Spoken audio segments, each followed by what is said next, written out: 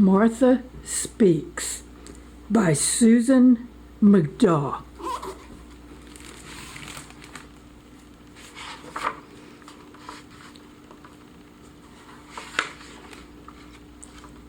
The day Helen gave Martha Dog her alphabet soup.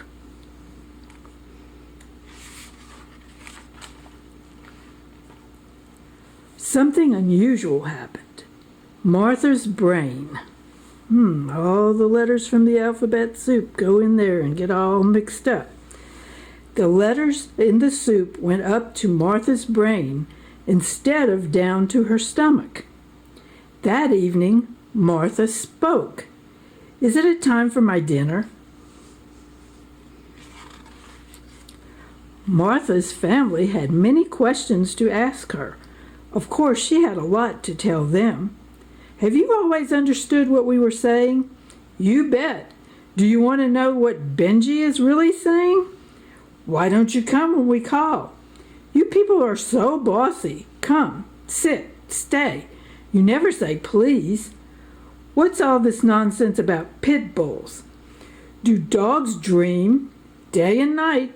This morning I dreamed I was chasing a giant meatloaf." "Why do you drink out of the toilet?" "Lassie's not all that smart." Woof. Alphabet soup became a regular part of Martha's diet, and the family had a wonderful time surprising people. Walking the dog was always good for a laugh. "Yo, Rennie, good dog, how's the flea problem?"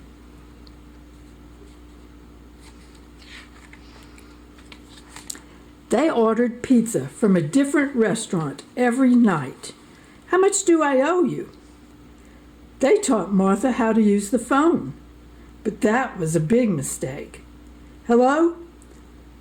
Alme Meat Company? I'd like to order more meat." Pretty soon, more than pizza was being delivered, but I didn't order any barbecue. Family and friends were amazed. "Please pass the carcass." "Want to go for a walk, Granny?"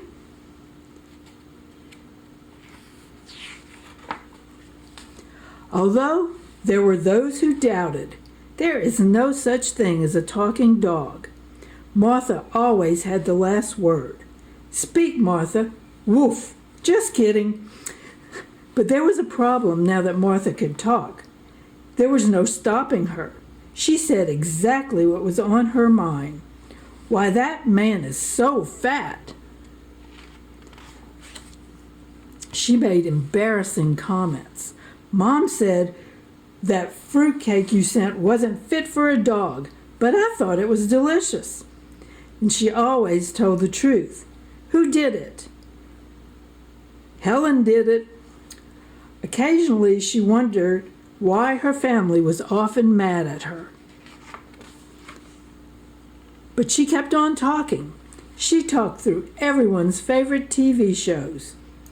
"I've seen this program. Want me to tell you what happens? The giant reptile did it, and the little kitten gets blamed.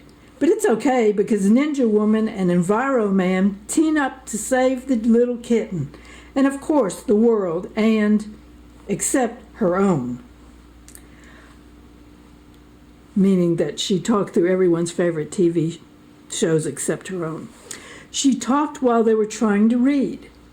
"There's a poodle over on Kirkut Street. I'd really like to play with him. He's small, but what a dog. And speaking of small, I'm sure you're all curious about the early days of my life." She talked and talked. "I was born in a back alley to a poor but loving mother. Although she was a mixed breed, Mama was determined to raise us puppies right, to give us a solid background before we went out into the world at 8 weeks. Even before our eyes were open, Mama would say, 'You're dogs, not cats. Don't ever forget that.' Blah, blah, blah, blah, blah, blah, blah. I still remember the rules Mama gave us to live by. Beware of 2-year-old humans with clothespins. Under the table is the very best place to be during a meal. Never mistake your human's leg for a tree. That was for my brothers, of course.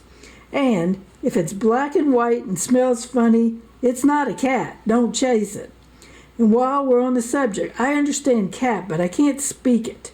Blah, blah, blah. Wait, where was it? Oh, yes, blah, blah, blah, blah, blah, blah. And talked. Did you know that my mother gave me a name before you did? She named all of us puppies. I was 3. My sisters were 1, 6, and 7. My brothers were 2, 4, 5, and 8. I never did like 8 very much, but 6 was a lot of fun. Blah, blah, blah, blah, blah. I'll never forget my father's face when he saw all us puppies. Boy, that's a lot of puppies, he said. What a funny dog. And when I was 2, blah, blah, blah, blah, blah, until her family could not stand it and said, Martha, please. Shut up. What's wrong? Asked Martha. You talk too much, yelled Father. You never stop, yelled Mother. Sometimes, said Helen, I wish you had never learned to talk. Martha was crushed. The next day, Martha did not speak. She didn't ask for her dinner or to go out. She offered no opinions, but lay quietly beneath the kitchen table. At first, her family enjoyed the silence, but after a while they became worried. What's the matter, Martha? Asked Helen. Martha didn't answer. Helen's father called the vet. There's something wrong with my dog, he said. She won't say a word. Is this some kind of joke? Snapped the vet. Helen offered Martha bowl after bowl of alphabet soup, but Martha had lost her appetite for letters.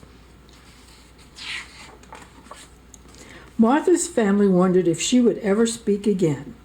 Then, one evening when her family was out, Martha heard the sound of glass breaking. A burglar, she gasped. I better call the police. She carefully dialed 911.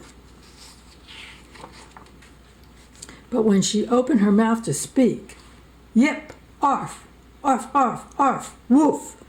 Martha hadn't eaten a bowl of alphabet soup in days. Martha raced to the kitchen. She barked. She growled. She tried to look ferocious. Grrr. The burglar wasn't frightened. He picked up a pot from the stove. Uh-oh, thought Martha. It's taps for sure. But to her surprise, the burglar put the pot down on the floor in front of her. Here, doggy, he said. Have something to eat. The burglar smiled as he closed Martha into the kitchen and went back to work. Dumb dog, he said. Lucky for me you like alphabet soup. When Martha's family returned, they found the police removing the burglar from their house. How did you know he was robbing our house? Said Helen.